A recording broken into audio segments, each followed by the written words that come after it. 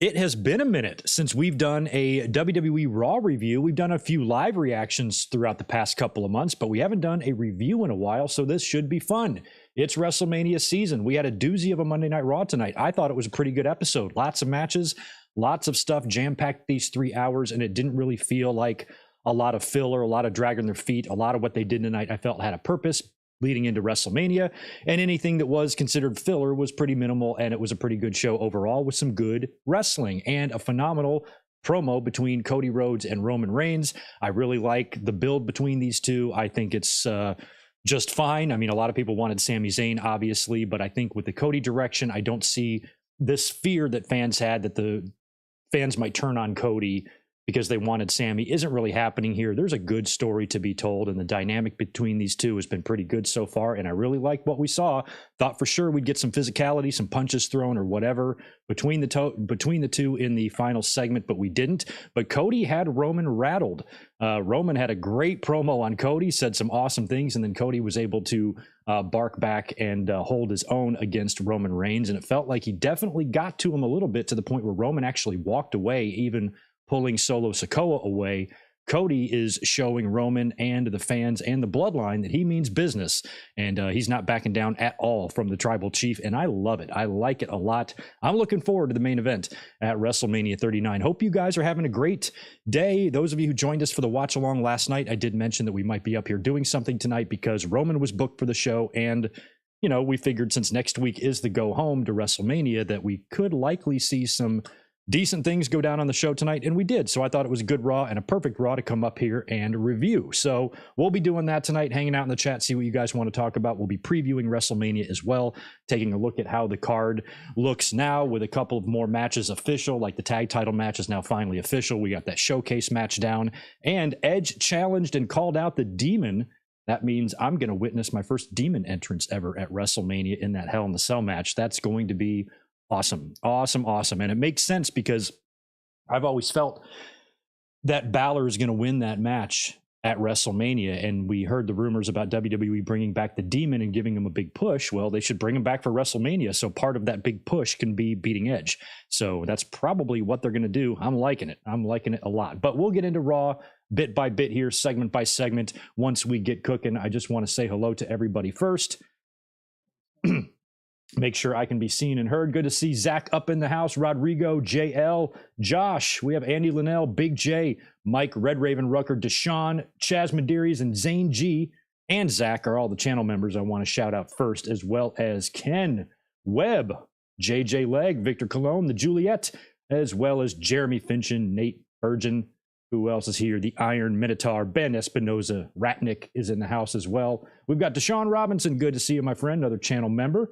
Hanging out tonight. Tried to get as many quick little shout outs there as I could right off the bat. But yeah, I thought tonight's Raw was not a bad show at all. And I think in recent years leading up to WrestleMania, a lot of Raws, we found ourselves saying, boy, for WrestleMania season, tonight did not feel like a WrestleMania Raw. And this year hasn't been that bad. I think we've had a couple of Raws that haven't been great, a couple of sleepers here or there, but now that we're into full gear and we have one more week of TV left until the big show, they had to really get cooking here tonight, and I think they did some great things. Now, we still have some unanswered questions regarding Bray Wyatt and Bobby Lashley. Still don't know the status of those two. Neither one were on the show tonight. Lashley didn't do anything to hype their match up.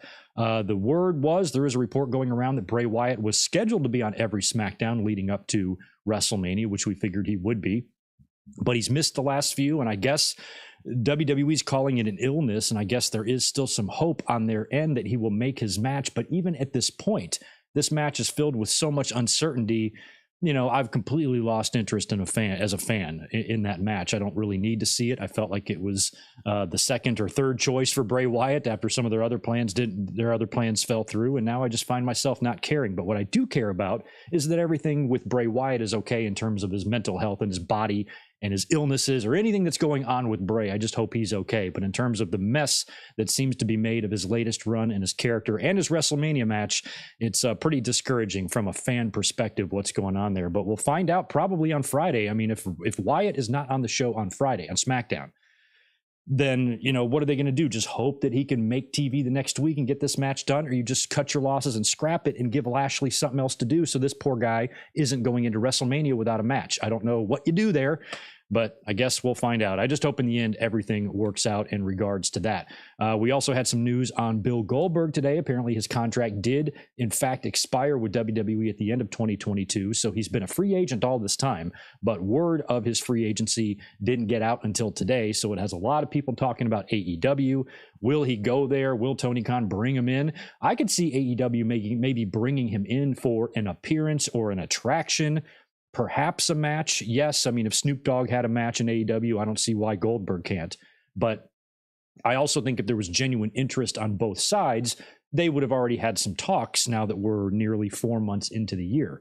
Or 3 months into the year, excuse me. So I don't know what to make of Goldberg's contract being up. I'm just glad he's out of WWE right now. I can't see them bringing him back in at this point at his age and doing what they've already done with him. He is long overstayed his welcome in my mind, and I'm so glad we are free of Goldberg, at least for now. If he turns up in AEW, it just depends on how they use him. Like I said, if they use him for his name, for his value, the star power, Sting is in the 60s diving off balconies and stuff, so it's not really an age thing. It's just, what Goldberg can really do, and WWE pushed him so heavily. Instead of using Goldberg like AEW uses Sting, they put the belt on Goldberg. They put him in the main event. So if Goldberg goes to AEW, it would, in my mind, just depend on what he does there and how he's used. If he's pushed like WWE and they put him right at the title and he unseats MJF for the belt or something, then I'm going to have big problems with that.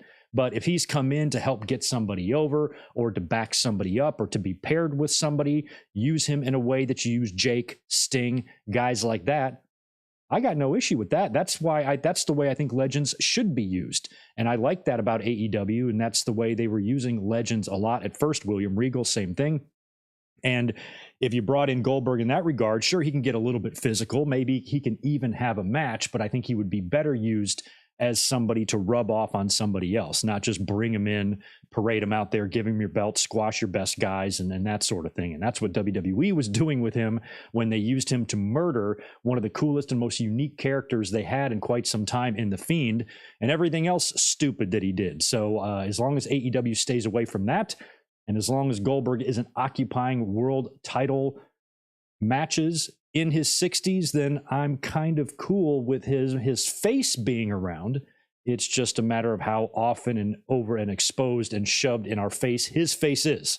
So it just depends. But I think if he was going to be heading to AEW, maybe something would have already been talked about or worked out by now. I feel like even though Tony Khan and AEW can pretty much afford anything they want, I think Bill's asking price might be a little bit ludicrous, especially when you consider locker room morale issues you already have there, and bringing him in to take up very valuable TV time. It's not like in WWE where you just have this shit to spare. In AEW, it's very hard to come by, to the point where a lot of your top talent isn't getting the TV time they deserve or require. So if you bring in Goldberg to take up even more of that time, what is that going to do internally to your locker room? And would that be worth having a name like him on your TV? Personally, me, I say no. Hopefully there's enough people in Tony Khan's universe, if he's gathering opinions on people, from people that he's close to, what should I do? Should we bring Bill in? Hopefully they're telling him the same things I'm saying right now. So in terms of what Bill does in his future, I don't really care as long as it's outside of a wrestling ring. Whatever he wants to do, he can do anything he wants. Join the damn circus for all I care. Just please stay away from our wrestling rings and stay away from our fucking title belts. That's all I ask. So best of luck to Goldberg. Big news also on the Hall of Fame front. Long overdue induction, although I might have been out of the room. Did they not announce anything on Raw tonight about Andy Kaufman? I know that it's been announced that he is going to be going into the Hall of Fame finally. Long overdue. This should have been one of the first guys in the celebrity wing. In the last 20 years when they resurrected the Hall of Fame, they should have put him in long ago. He's getting in there now, luckily. But I don't recall seeing anything on Raw tonight. I just saw the news today. So that's really good news, because we've been calling for his induction for quite a while, and he should have a cool one. And I'm sure Lawler will have a big role in his induction, and will probably do the honors on that one to put him in, or maybe even accept on his behalf. I'm not sure. But either way, Andy Kaufman going in is very cool. That is the only real news I had written down, talking about Kaufman, talking about Goldberg, a little bit about Bray Wyatt. If there's anything else you guys need me to discuss before we hit these Raw results, let me know in the chat and we'll get to it. But aside from just watching Raw tonight and prepping for the stream, I didn't do a whole lot of wrestling news reading, just watched and read a few tidbits here and there. And that's why I wanted to at least get into those things. Who else is here?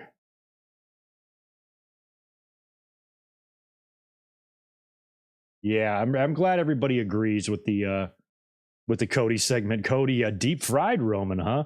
I think it was a little bit more evenly matched than that. What I was just happy about is that Cody was able to hold his own. What I was happy about is that Cody, he wasn't made to look bad at all. Like, this is a big test for Cody just in general. I mean, this is a monumental stage he's about to be on here. And it's not just any regular old WrestleMania championship match. I mean, this is a very special champion he's getting in the ring with. And think about back when Roman won the title in 2020, nearly 3 years ago now.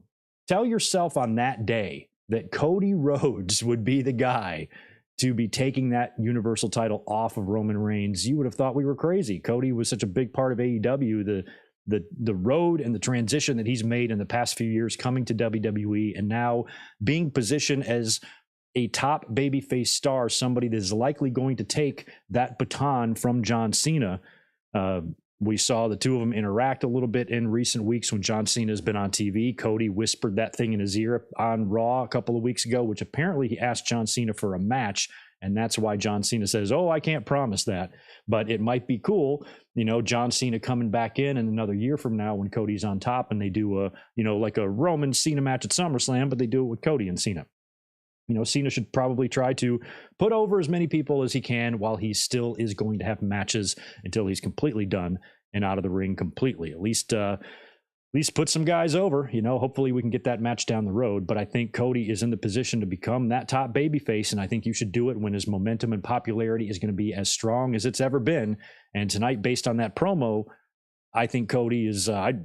I'd strike, man. It's not like the Bloodline is in full force. It's not like Roman is in the middle of his dominant run. There are legitimate cracks in the Bloodline. Even Cody tonight in the promo said, Jay is going to leave you. Jimmy is going to leave you. Solo is going to leave you. And then Heyman's going to become an advocate. Holy shit, that was good. That was so good. What a retort. What a response after Roman told Cody that you ran away from the Stardust character and you started your own promotion that you couldn't even get over in. So you ran away again and you came back here. And Cody's like, yeah, that's true. I did do those things. But what I did when I ran away was create a place to where 100% of the locker room is always going to have a job. And it was real good back and forth. And I liked it a lot. And especially with the second generation kind of mutual respect that's waning. Don't get me wrong. I mean, the two of them still have, kind of this respect, even though words are getting a little bit harsh. And what I think my favorite thing about it is that it's good to see somebody stand up and literally be fearless of Roman Reigns and the situation that he's in, because Austin Theory cashed in his Money in the Bank briefcase because the world title was too hard. That was literally why he cashed it in on the U.S. title, because he knew it was a suicide mission trying to go in there and take that belt from Roman. Cody has the opposite. Him and Sami Zayn and Kevin Owens, they've been, working over the bloodline here for a while and really weakening the foundation of what's been, one of the most dominant factions in WWE's history. And it's setting the table for everything to crumble at WrestleMania. To not do it now would be weird, because up until now, I mean, I'd entertain anything. The idea of Roman Reigns successfully defending against Cody, I could see that happening, just like Brock successfully retained against Roman back at WrestleMania 34 when everybody thought Roman was going to win. But Brock didn't have that story going on where he had a faction and a wise man that was starting to lose confidence in him, and he was getting nervous and agitated and abusive and all that stuff, and he's throwing him off his game mentally. Brock didn't have any of that going in. If Roman was 100% focused going into WrestleMania, I'd say there's a likely possibility that he's going to murder poor Cody at WrestleMania. But the way they are setting everything up here, I would be shocked if Cody doesn't win the title. And if they were to continue with Roman Reigns and the bloodline celebrates in the middle, I wouldn't say I'd be upset. I would just be surprised. That would be really surprising. I think they are really setting it up for Cody, for WWE to have a new champion for a while, and that's not all bad. I'm fine with long runs. I've said that before. If Roman wants to hold the title for 3-4 years, I'm fine with it, but I think you need a new face. You need somebody else carrying your title, whether you separate and ununify the titles or whatever you do. I think since we're on the doorstep of a sale, the company is going through massive transitions. No more Vince McMahon. There's a lot of things going to be changing in the next couple of years. I think right now would be a perfect time to have a new face as your guy. And Cody likes to be in that role. He can do the press. He can do the work. He can do the talk shows, the appearances. All that stuff is champion, promoting the company, promoting the shows, the pay-per-views, anything WWE might be doing. He can fill that John Cena role perfectly. And I think he's the guy. I think Cody's the guy. So we'll talk more about Cody as we get into the results here. Just wanted to put my 2 cents in on that closing promo tonight, because I did think it was a really good segment on Raw, and it does help sell that match for me. I am excited to witness history. I think it's going to be cool. If Roman does in fact drop the title, I will have watched somebody. It'll be the longest running champion I've ever seen lose a championship. You know, I've seen the title change hands a couple of times, but never with a run like that or one this big. So it's going to be interesting if it happens. I hope it does. But anyway, let's start talking about Monday Night Raw and get into these results here. Let me just reorganize myself. Right on. If you guys could do me a favor, since I'm not up often on Mondays anymore, and everybody and their mother is probably doing a Raw review right now, I could really use a thumbs up. Helps the algorithm and all that stuff. And if you're not a subscriber, please become one. Subscribers have been doing great lately, taking in a lot of new ones every day, and that's great to see. So tonight on WWE, Monday Night Raw, I believe they were in St. Louis, Missouri tonight. Do I have that city right? I kind of forgot, but that's where I think they were. Kevin Owens opens up the show, and this was so beautiful. Owens' music hits. He comes out, he stops, he looks back, and then Sami's music hits, and the two of them come to the ring together. It was beautiful, so great. Sami gets on the mic, apologizes to Kevin Owens for how he handled everything. He said that when I was approaching you, trying to get you on my side to face the Bloodline, I was even telling you we don't have to be friends. We just need to unite to take on these common enemies. And I was approaching it as more of a business transaction when I really should have approached it more personally, because everything we've ever done in our lives, we didn't do as business partners, we did as brothers. And seeing that kind of finalized, because on SmackDown, we just got that dramatic hug. So to see the two of them kind of trade words, and Owens, you know, tells him how much he loved him and he was his biggest fan, and all of that coming together officially was very cool. So that is now solidified. Then the Usos come out to the aisleway there. They talk some smack, and the challenge is made. Owens lays it down. Kevin Owens, Sami Zayn against the Usos for the tag team titles at WrestleMania. Jimmy says, hell no. And then Jay gets on the mic and says, hell yes, challenge accepted. We will do it. And then we get a brawl, I believe. All four men begin to brawl.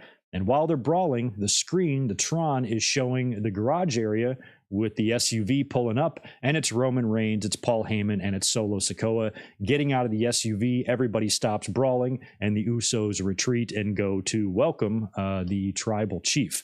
So that was very cool. Then we get the first match of the night, which was set up last week. Austin Theory taking on Montez Ford. I really like these two, and I like them because of where they could both be 10 years from now. And I don't want to make crazy over the top comparisons. I'm not saying these guys are Rock and Triple H or Rock and Austin, but I think there's going to be a similar professional rivalry there, considering how young, great looking, and obscenely talented both men are athletically, especially Montez. And they both have charisma. They got an excellent look. They're very athletic, like I said, and they're young. And I see Theory now is already on the map. He's already had some big moments. He's a champion. He's got a major match against an icon at WrestleMania. So he's ahead of Montez right now, but it might not be that way for long once Montez officially breaks off from the Street Profits and he does get the singles push we're all hearing about. And you can already tell with WWE giving him matches like this, putting him in the chamber, they have plans for Montez. And when he gets rolling as well, and you can have in the next several years, Theory and Montez both kind of hitting their stride, and having success at the same time, you can bring these two back together again many, many times in the future. They can be Cena and Orton. They can really be a duo like that that's going to both win a lot of championships, and most of their careers will probably be at odds, with a few hints of them actually teaming up as partners or something like that. I just see, provided everything goes perfectly in a perfect world, both guys stay healthy, both guys stay out of trouble, neither guy gets disgruntled or frustrated or leaves when their contract is up or anything, and they're both in the company for the next 10 or 15 years, to watch their careers side by side should be pretty fun to watch. And this is a first little taste of it here. If these two guys main event to SummerSlam in 5 years, we're going to look back to this Raw match tonight. So again, they might both fall flat on their asses and never become anything and be any major stars in wrestling. But if they do, these are the type of matches you have to remember when they happen, because it's cool to think about this stuff. Just like in NXT, when guys, are main eventing WrestleMania, that very same match could have taken place in NXT all those years ago. So Theory and Montez here. This one, however, even though I think the professional rivalry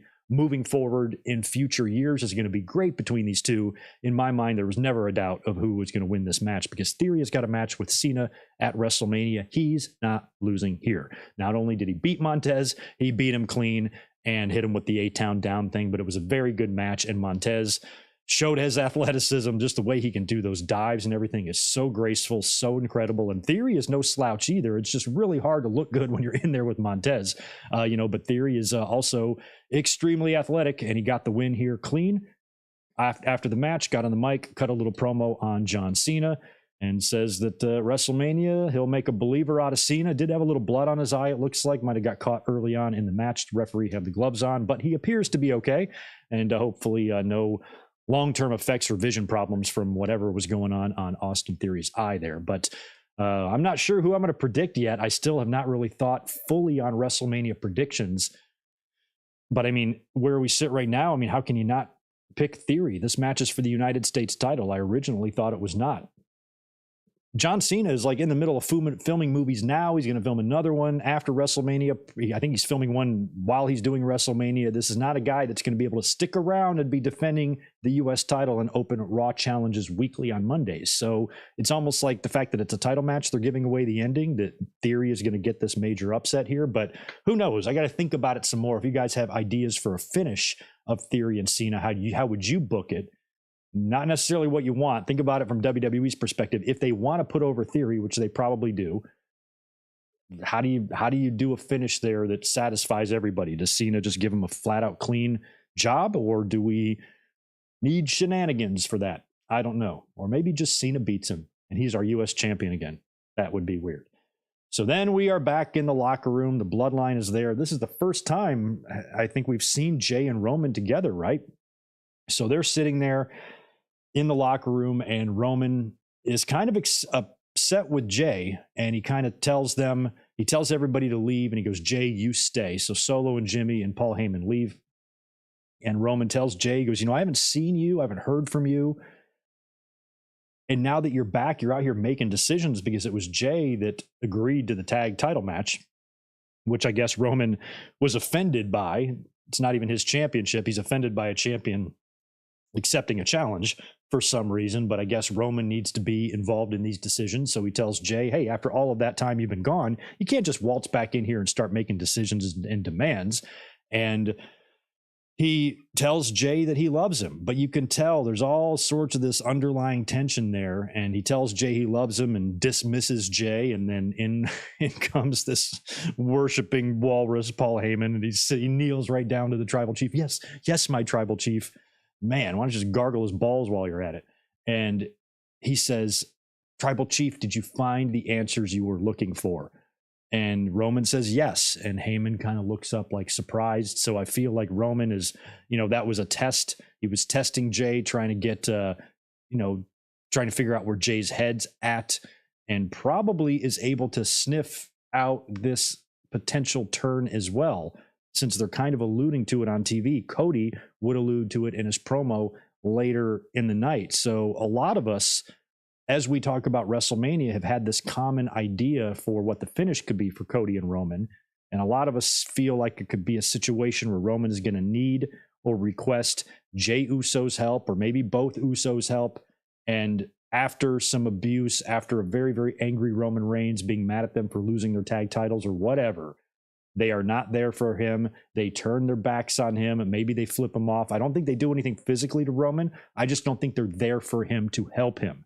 And when he's distracted and blown away by the fact that these two Bloodline members are not obeying their tribal chief, it's going to take him completely out of the game, allow Cody to recover, crossroads for the win. But that's starting to become almost obvious now. So is WWE setting up maybe a better idea? Roman seems to be on to Jay. Roman seems to be suspicious that Jay might still be conflicted, even though he's chosen the Bloodline. He's hearing the things that Sami Zayn has told him. He's starting to think about Roman. And remember, when Jimmy was injured, Roman and Jay had those matches. Jay has been abused by Roman Reigns before. So it could all come to a head in the main event. I hope it does. And that was all really good stuff behind the scenes. We then are backstage. Adam Pearce is approached by Chelsea Green again. She wants to speak to the manager and always forgets that Adam Pearce is the manager. And she says that she had some matching gear made for Carmella, who was supposed to be her tag team partner tonight in the match against Bianca Belair and Asuka. So I don't know what the story is there. Why Carmella was booted from this. It might have just been so they could do the KOD spot. I don't know. But Chelsea introduces her new partner for the night, Piper Niven. I didn't even realize Piper was a heel, but Piper's going to be joining Chelsea. I don't really like that pairing because it gave me immediate Eva Marie and Dewdrop vibes. I'm like, don't put her with her and all that. I thought Chelsea Green and Carmella made an excellent tag team. I mean, they are a lot like I don't know, maybe the Bellas or Iconics or something like that. And they'd be great together because they're both so stuck up, and just call them the Karens or whatever. So I don't know why we didn't get Chelsea and Carmella. Hopefully everything's okay with Carmella. Corey was on commentary tonight, so I don't think anything is wrong. But I'm wondering if they just made that switch just so we could get that great spot that we got in the tag match when Bianca KOD'd Piper Niven, which was a pretty cool visual. But I hope that they stick with Chelsea and Carmella because I think they can be tag team champions. I do. I think they are a great, great pairing. After that, we got a Brock and Omos kind of like a tale of the tape package. I don't care what kind of video package you put together for these two. I have very little interest in Brock needs a match at WrestleMania, so let's just do this match because that's all that it is. It's just something to give Brock a WrestleMania payday, put him in there with somebody. Last week, they had their first face-to-face interaction that ended in a scuffle, and it ended in a botched scuffle. All Omos was supposed to do is throw Brock Lesnar over the top rope, and he fucked it up. So now we're getting a video package. Next week, we're getting a weigh-in. So we got the tail of the tape on both these guys and all their measurements and their cup sizes and all that stuff. So then we get a match. It's going to be Omos versus Ali. Now, Mustafa Ali released an absolutely marvelous video on social media today. Who's the band? Hoobastank, whatever that song is they sang all those years ago. And he's got his own lyrics to it, talking about the retribution angle. And it was awesome. I don't understand why this guy is not pushed to the moon. He's so damn talented, but he got the shit kicked out of him here, and Omos beat Ali. But check out the Ali song if you haven't. It's pretty good. It's pretty damn good. After that, we have the Impulsive TV segment, but before that, backstage, Logan Paul is heading to the ring. He's approached by The Miz, who's saying, oh, I'm the most must-see, whatever the fuck. And he says that you probably want the biggest star. And of course, that's me. So obviously you're going to want me on Impulsive TV tonight. And Logan just says it's a hard pass and walks away. So then we're in the ring. It's Impulsive TV, and Logan Paul gets on the mic and acts like the douchey heel that he is. I think there's a lot of money in a Logan Paul heel character in WWE. It makes no sense to make this guy a babyface. He is a natural ass bag. I mean, he does it so well. He says that he knows the fans don't respect him and won't respect him, and he doesn't care. You know why? Because we're all a bunch of dorks. Guilty as charged. Dork of the year over here, Greg Morgan. He says he can't be scared of a guy named Seth because they're all nice guys. And he mentioned Seth Rogen. My brother-in-law is named Seth, and he literally is the nicest motherfucker in the world. So that's true. Guys named Seth are nice guys, but Seth isn't Seth's real name. You know what his real name is? Colby. who just happens to be the first name of one of the biggest douche nozzles in MMA. So Logan is wrong. So you figured this whole segment was designed for Seth to get some revenge because last week he got knocked out. So I had no doubt that Seth was going to make an appearance here somewhere and get a little bit of payback on Logan Paul. That seemed obvious. But I got surprised at the end, though. But first, Logan Paul's microphone starts going out. He can't speak. And then they cut to the truck. Seth's in the truck wearing the most ridiculous shit ever. And he's laughing and messing with the knobs and everything and screwing up Logan Paul. Then he comes out to the ring. Fans get very excited. They start brawling all over the outside of the ring. Seth goes for a big top rope dive. He lands on the security guards. I thought he was going to jump from the top rope to the table where Paul was laying, but they got him out of there. And he had kind of a botchy looking, scary looking dive, fell onto the security guards. They continued to brawl some more on the outside of the ring when Logan caught Seth again. Caught him with a punch, knocked him right out. It looked great. Like Seth sold it so well. Last week's looked pretty good too, but this one was even better. And that's twice now that Paul has knocked out Rollins, and Rollins sells it like $1 million. I like this a lot. The more Paul embarrasses Seth on TV, the more likely it is that Seth Rollins is going to beat this fish dick at WrestleMania. So I'm very excited about that because Rollins has been doing way too many jobs in the past 12 months. So I think it's time for Seth to get a win here. And if he is getting knocked out by Logan, that's going to be the story going into the match, that it just takes one punch. All it takes, no matter what Seth does, how many moves, how many Falcon arrows he hits, all it takes is one punch and this match is over. So Seth's got to avoid that. He's got to be careful. And I think in the end, he will stomp the shit out of that guy and pin him and win, which will be great. And that's why I don't have a huge problem with Seth getting knocked out. Oh, it's not believable. Why? I mean, in a real life, legit shoot, Seth probably would get knocked out by Logan Paul, would he not?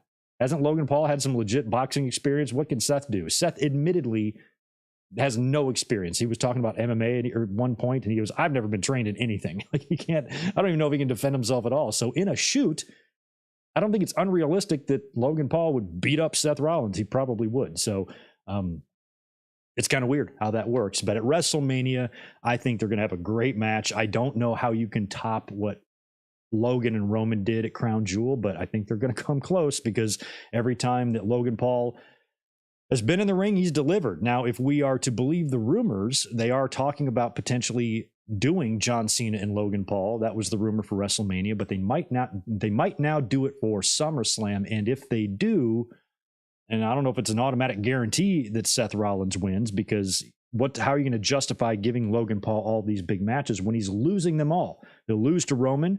Now he gets a WrestleMania match against Seth. He's going to lose that. Now you're going to give him a WrestleMania match against a SummerSlam match against John Cena. Doesn't seem fair, but Logan is a name. Logan brings in business, and that's that. So Logan beats Seth again. Pretty crazy. I have not watched it yet, but apparently it's available all over social media. The Miz has made and filmed Miz the Musical, WrestleMania musical. There's some amazing video up on social media right now with the Miz and Maurice dancing around, doing some big musical. I doubt it's going to be better than Le Dinner Debonair or whatever that was. So I don't know how you can really top MJF and Jericho. You can't. So good luck, Miz. I'll check it out when I have time, but I don't think it's going to be good as some nice medium rare steaks and some good old singing from Jericho and MJF. After that announcement, we have Johnny Gargano taking on Dominic Mysterio. Gargano, of course, has a match coming up at Stand and Deliver against Grayson Waller. That's who HBK brought in to face him. And tonight he's facing Dominic. Now, on the show, you would imagine that anybody with a major match at WrestleMania is probably going to be picking up victories tonight, right? We saw that with Austin's Theory. We'd see that with Rhea Ripley later. We would see that with Bianca and Asuka later. So it would make sense that we would see it with Dominic as well. However, I was a little bit shocked that Dominic beat Johnny Wrestling completely clean, hit him with a frog splash on his back, and was able to pin him. Didn't even look like Damian Priest got a shot in or anything, and he was at ringside. So the fact that Dominic needed no help to beat Gargano was pretty surprising. Johnny had Dexter Lumis with him, and Damian Priest was backing up Dominic. After the match, Dom gets on the mic. How much this kid has improved. This kid was boring as cream of wheat when he was a babyface, and he was getting a lot of criticisms. But this heel character, he is so good. And I'll tell you what, man, props to him. He's young, so of course he can do it. It is not easy to cut a promo after a match. And I would think it would be even harder for, younger or greener talent. But Dominic is a fucking pro, man. He handled it great. And after the match, after his win, he talked about Rey Mysterio denying his match request at WrestleMania. So he said, I think I know what I have to do to get you to agree to the match. I'm going to go have to ask my mom. So he's going to apparently go confront his mother. He's already done this on Thanksgiving, on Christmas, on Valentine's Day. He's already tormented his poor family. So now he's going to go straight to his mother and try to get his mom to convince Rey to do it. And I've been saying all along that, you should just do it at the Hall of Fame, because now I guess you have 2 shows left. Rey can either agree to the match this Friday. So if whatever Dom was talking about, maybe they film that, they show it on Friday, and then on SmackDown, Rey finally agrees to the match, and then you may still do this thing at the Hall of Fame, but Rey agrees to it here, just so you can have it announced on the marquee, and you don't have to announce it so last minute. But I still think it would be great if you keep holding out. No matter what Dominic does, Rey won't do it until the Hall of Fame, when Dominic attacks him during his speech. And then maybe that's when Rey finally says, that's it. I will see you tomorrow. That's the way I've been pitching it all along. But it feels like it might get done earlier, because I can't see Rey Mysterio getting beat up in his own living room or his own den or foyer on Thanksgiving Day. Then the Christmas Day intrusion and the slap and the police, and then the Valentine's Day intrusion. And now Dominic's going to have to go and confront his mom and potentially do something to her. All of that isn't enough to convince Rey to fight his son. But if Dominic smashes his Hall of Fame plaque, that's going to be what pushes him over the edge. So it feels like if Dominic's going to be going to Angie, we might be getting our answer next week. So it might, on Friday. So we might get Rey finally agreeing to it on Friday. Otherwise, I still think Rey should either hold out hope or hold out and not agree to it all along, or maybe even go one better. Don't forget, the main event of one of those, of night one last year at WrestleMania, was a match that wasn't even announced. Kevin Owens and Austin was never announced to be a match until they were in the ring. It was the KO show, right? And then it became a challenge. It became a match. So maybe Rey still just refuses, and it's an impromptu match at WrestleMania, where maybe Dominic gets attacked at the Hall of Fame and he still doesn't do it. And then when they parade the Hall of Fame people out at WrestleMania, Dominic crashes that too and attacks Rey. And then you just do the match right there. You have the guys get in the ring, and then Rey just basically in his street clothes beats the hell out of Dominic. I don't know how you do it, but it'll be interesting to see how Rey finally makes the decision, because we are getting that match at WrestleMania. There's no way Rey is just going to continue to refuse this. It's going to happen. So it's either going to happen Friday or Monday or the next Friday on SmackDown or next Friday at the Hall of Fame. Technically, we still have like 4 opportunities for Rey to say I do to Dominic. Boy, this next one was good. Edge cut a pre-taped promo. Didn't listen to much of anything he said except for one thing. I want the demon, he says. So we found out last week that Edge against Finn Balor will be Hell in a Cell. And tonight Edge says, leave Finn at home. I want the demon. So we had a feeling we were going to get the demon anyway, because we have had some rumors of that. And since Finn is a heel, I'm okay with the demon not being a surprise. Like if Balor was the babyface right now, going up against a heel, I would surprise him with the demon. That would be great. But since Balor is a heel, Edge is calling out the demon. Now we're going to get, I hope we're going to get like an Edge Brood type of entrance. It would be cool if it was like him and Gangrel coming up through the fire or something. He's already done that a couple of times, had the Brood entrance. So I think Edge doing that, Balor having the demon, that's going to be so much fun. It's going to be, hopefully the match isn't going to be lit in red. I hope not. But because the cage, of course, and I'm interested to see. I'm not convinced that Triple H is going to keep the cell red. He might, but I think it would be really awesome if at WrestleMania we see a silver cell, over the ring instead of that ugly red thing. But either way, it looks like we're getting the Demon, and I have never seen the Demon entrance before, and that's going to be really cool. I have seen an Edge Brute entrance way back in the day in the original Brute, and even as recent as 2 years ago at SummerSlam in Vegas. So I've seen that a few times. I'm excited to see Balor and the Demon. After that, we have Rhea Ripley coming to the ring. She cuts a promo on Charlotte, basically in so many words saying that Charlotte is fucking dead. She is going to murder this woman.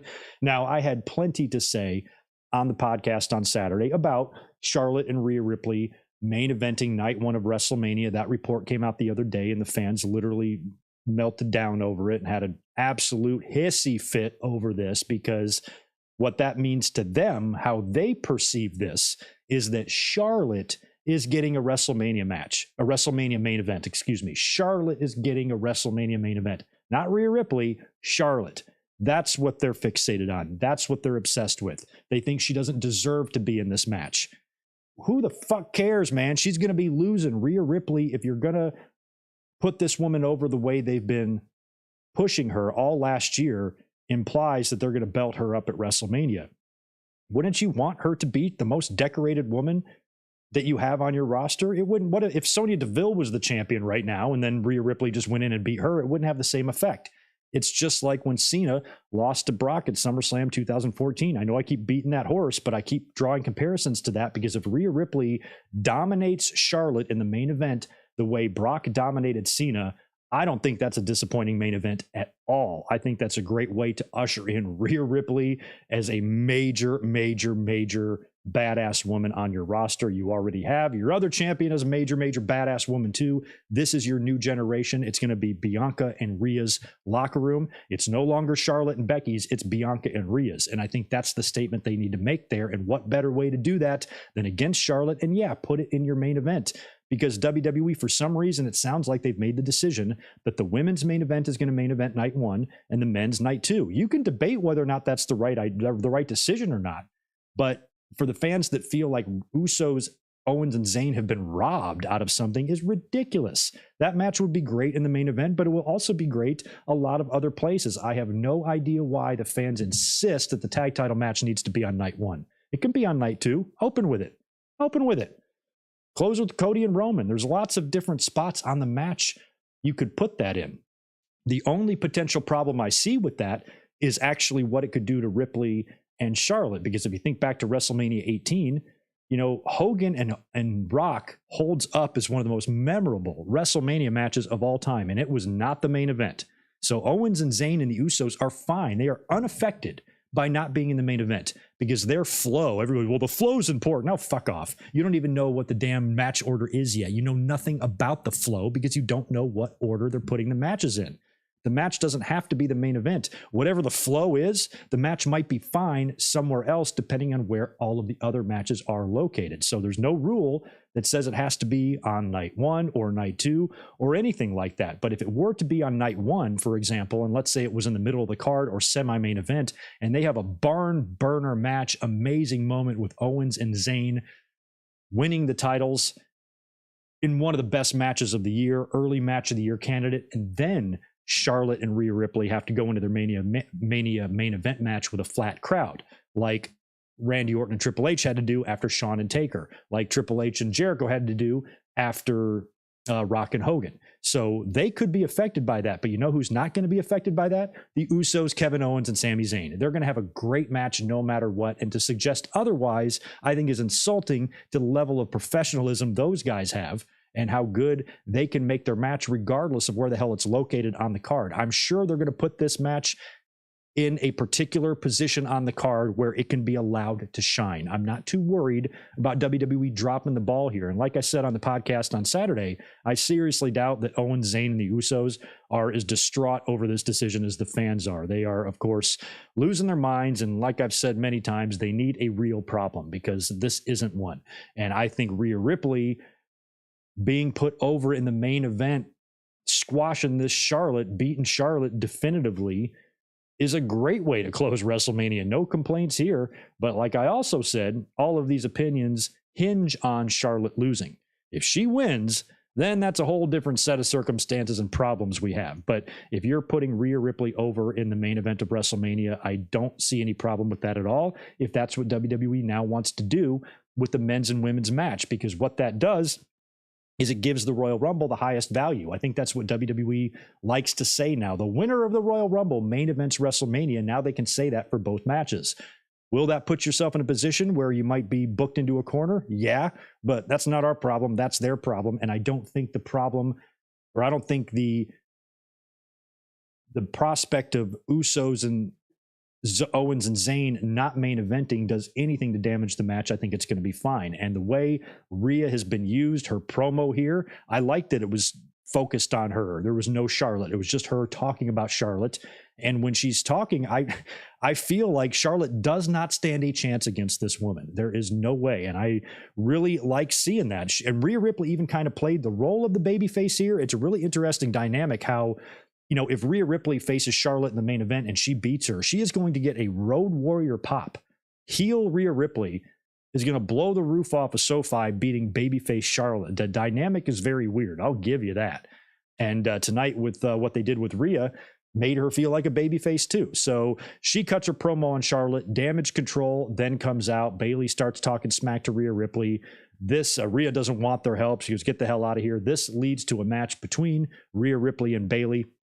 Damage Control is at ringside for this. Trish, Lita, and Becky Lynch all come out to kind of even up the odds, and Ripley is able to pick up the win over Bayley. And she kind of gave a little stare to the baby faces after the match to Lita, Trish, and Becky on the outside of the ring, kind of gave her a little nod, like thanks for the assist type of thing. And I'm like, Rhea is supposed to be a dirtbag heel right now, so I'm a little bit confused, but I do like the way they're setting things up. I don't see a universe where Charlotte walks out with the title against Rhea Ripley. I think people are focused too heavily on Charlotte. I think the plan was to put the belt on Rhea Ripley, and that was the plan.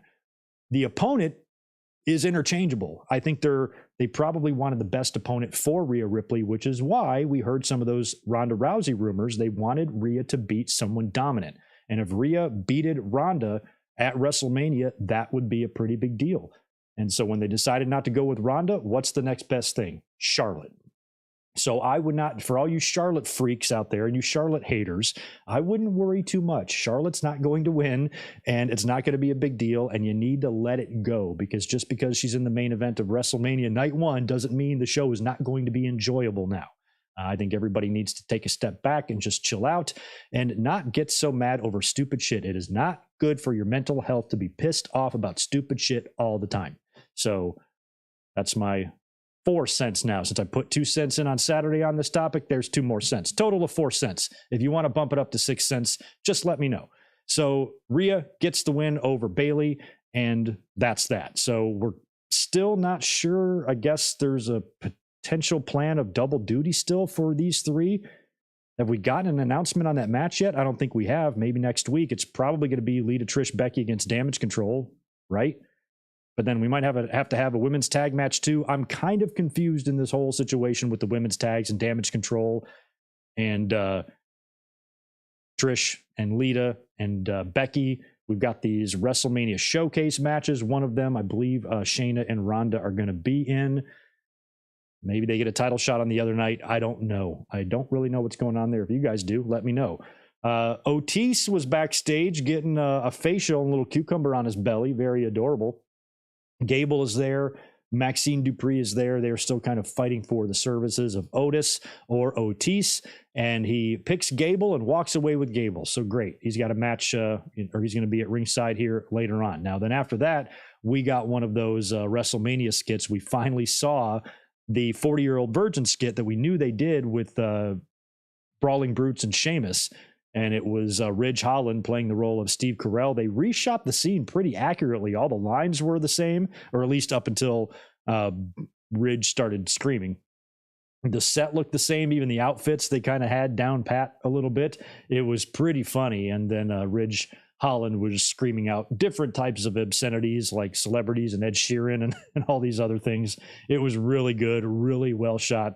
I was cracking up during that. Then we get Ricochet versus Chad Gable. You talk about a sexy match on paper. Holy shit. Both of these guys are going to be in that WrestleMania showcase. Fatal four-way tag match nonsense at WrestleMania.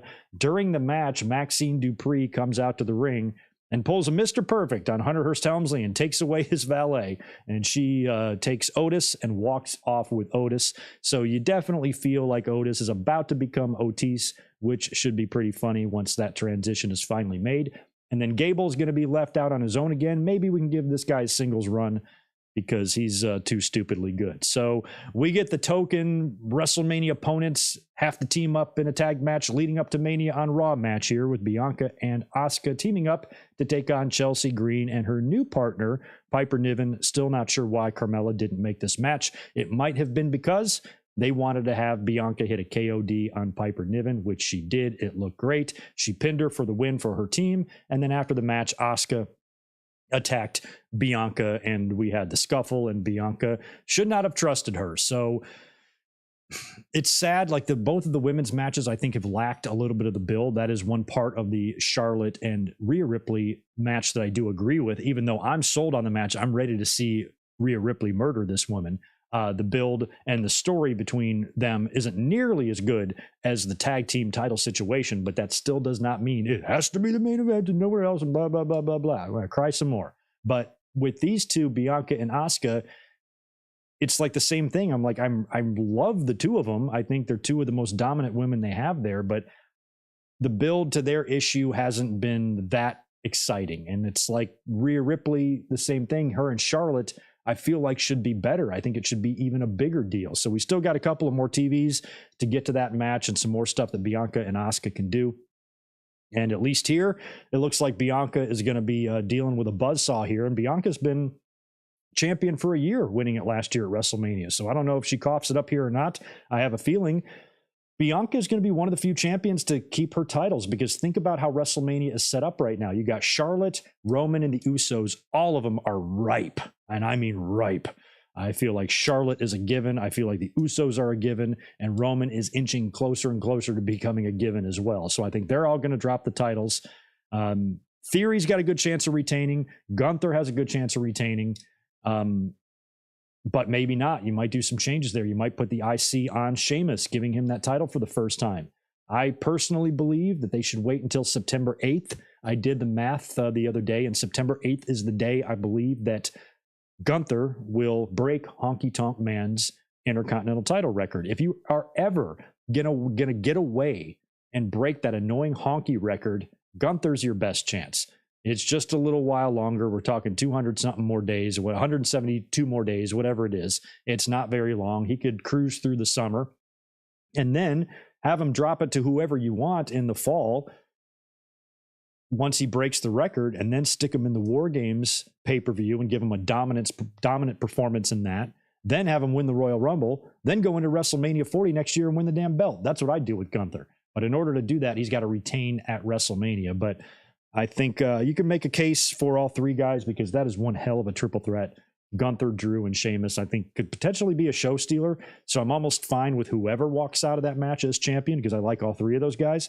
But I kind of like the idea of getting away from that Honky record, you know? So we'll see. It just feels like a lot of people are set up to drop their titles. Bianca Belair could be set up to retain hers, but we will see. After that, we had our main event segment. It was the Roman Reigns promo. We knew we were going to get Roman and Cody here. Now, backstage, Roman tells Jimmy and Jay to go to the jet. There's a seafood buffet, a seafood feast waiting for them. There's lobster, there's shrimp, there's mahi-mahi, which they love. And told them to go enjoy the food. But not Solo. You got to come with me. Roman, Heyman, and Solo head to the ring. So you can see they're still the strongest members of the Bloodline. Jimmy and Jay. Roman is a little bit suspect of them, I think. So Roman is out there with Heyman, and he tells the crowd to acknowledge him. And once they do, Cody's music hits, and he comes out and interrupts him. And he then he asks Roman Reigns, you've been talking about this Cody problem. And he asks Roman what he thinks the Cody problem is. And then Paul Heyman kind of takes a step forward to respond. And I like how Cody shut him down. He goes, I didn't ask you Take a step back. This has nothing to do with you. And I liked that because Cody was already showing frustration in the previous segments, in previous weeks, when Heyman was doing a lot of the talking for Roman, appearing for Roman, and Cody got to the point where he said, he goes, do not send this man again. So when Heyman tried to speak, he's like, fuck off. I'm done with you, which was great. And then Roman started in on Cody, and he talked about how Cody couldn't handle the Stardust character, so he ran away. He said then he went and started a new promotion, which he couldn't even get over in, so he ran away from that.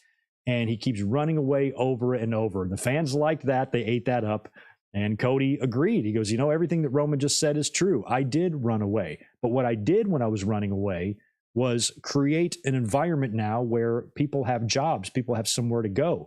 And 100% of that locker room back there, I think he said, can have a job now, because if they're not working here, they can work there. And I was a big part of making that happen. So yeah, I did run away, but look at what I accomplished when I did. And Cody then starts talking about the bloodline and how Roman has got problems in his family. And he says outright, he just says flat out, he goes, Jay is going to leave you. And that was like, I kind of like that. He said, Jay is going to leave you. And when Jay leaves you, then Jimmy will leave you. And then Solo, it was so great what he said about Solo. And he goes, you might think you're ready, but take it from me, somebody who's been in your position flanking the champion, you are not ready. You are not ready. And one day you're going to leave Roman Reigns too. And then after that, your wise man will turn back into an advocate and you'll be all alone. And you could see like it legit rattled Roman. And he seemed like almost like his feelings were hurt. And he walks away. I mean, this blew my mind that he didn't just go full on Cody here and just start attacking him. He actually walks away and leaves the ring with Paul Heyman. Solo stays in the ring. And Cody gets in his face. He goes, do something, do it, or whatever he was saying. And Solo starts to walk away. And then he goes for the Samoan spike and Cody blocks it with a kick. And he goes, I told you you're not ready. And then Solo tries to go after him and then Roman stops him, pulls him down. They walk away, and we still have not had any physicality between Roman Reigns and Cody. We might not get it until WrestleMania, and that's fine. I still think we're probably going to have to do a contract signing on SmackDown or something. Eventually, these two guys are going to have to punch each other in the face, but it's possible we might not get any of that until WrestleMania, although I think it's going to be hard to pull off since, you know, we do have an issue with the Bloodline attacking people and the Usos and Owens and Sami. We could get a big, huge 8-man brawl here before this thing is all said and done. But I did like the segment. It was great. Cody held his own. It felt like a main event match. Like Cody and Roman feels like a main event affair. It's presented as one. And I like it. I like that they're pulling. I mean, it's kind of an old school build, really. I mean, they're not rushing anything. Everything is very deliberate. You know, the story is pretty easy to read here. And I like that because Cody himself, you know, says that he's a professional wrestler, something that Roman Reigns found funny. So it was an excellent final segment. Good Monday Night Raw tonight, setting up all these matches, and WrestleMania is looking pretty good. And I like what we saw tonight. So hopefully they will keep rolling on SmackDown. Next week will be the Go Home Raw. And then after that, it's LA time. It's time for the SmackDown. It's time for the Hall of Fame. And it's time for WrestleMania weekend. So we are inching ever closer to that. So yeah, let me see what you guys have to say in the chat. I wasn't planning on being up here very long tonight. So once my notes are done and we got nothing else to talk about, I'm going to be bouncing out of here.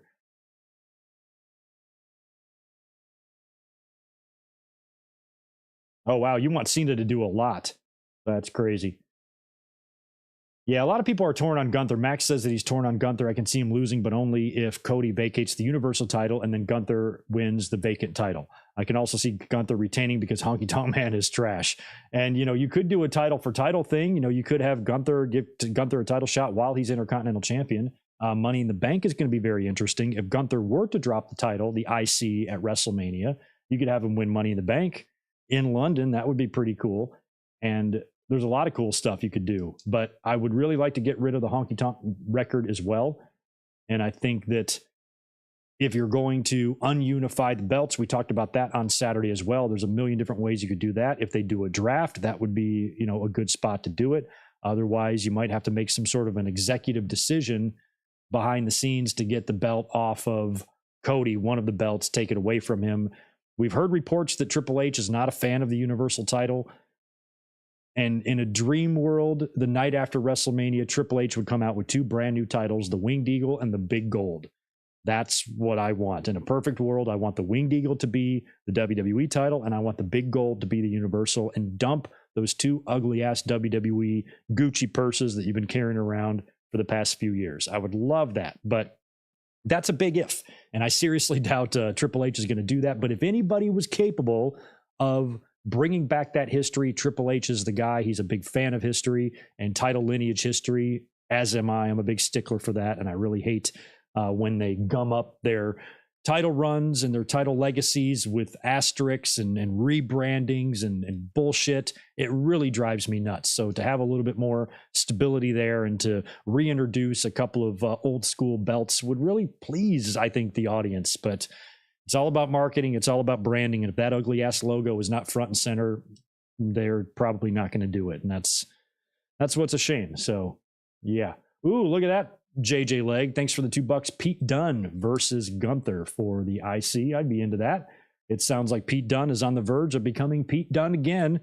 A lot of these changes will probably be made after WrestleMania. I think after WrestleMania could be very interesting. We've heard, reports of Triple H trying to clean up some final Vince messes. Cleaning up the title situation is going to be one of them. Piper Niven being Piper Niven again is probably another one.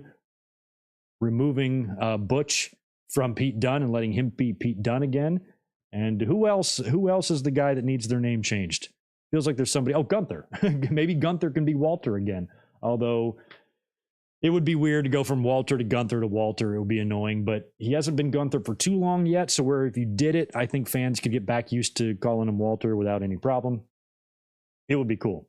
Is Gunther worthy of ending Roman? Yeah, Lula Twins, if Roman holds the title for another year, but I don't want that. Sure, Gunther is worthy, maybe not right at this moment, but let's say if Roman retained and then maybe Gunther wins Money in the Bank and challenges Roman at SummerSlam, I could see Gunther holding his own against Roman and potentially beating him, but I don't want that. I'd rather just build the Gunther and Brock in the future or something, and just end Roman's run here at WrestleMania and put Cody over. That's what I would do.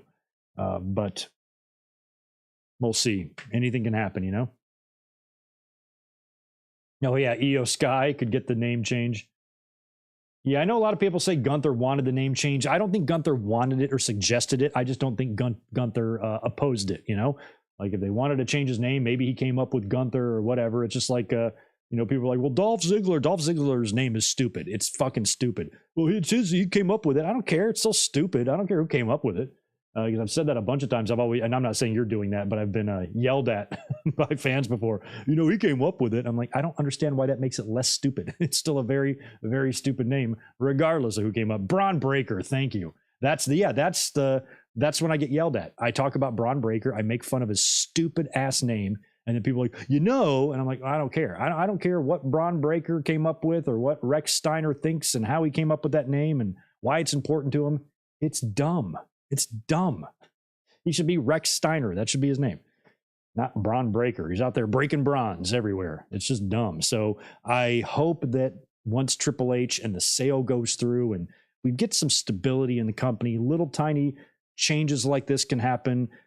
Things in the company that are complete BS. I would love for WWE to address the horrific music dubbing on Peacock for all of their pay-per-views. I don't know how much it would cost the company to pay for the rights to all of this music, but I can't imagine it would be that much when you can't afford to pay for the rights to Jive Soul Bro that's on one of your own damn wrestling albums. When that's too expensive for you, that's really weird. So little things like that, Triple H, I feel like would tend to care about that more than Vince would. So we just need to get the word out to him once the company sells and we're in a different direction here.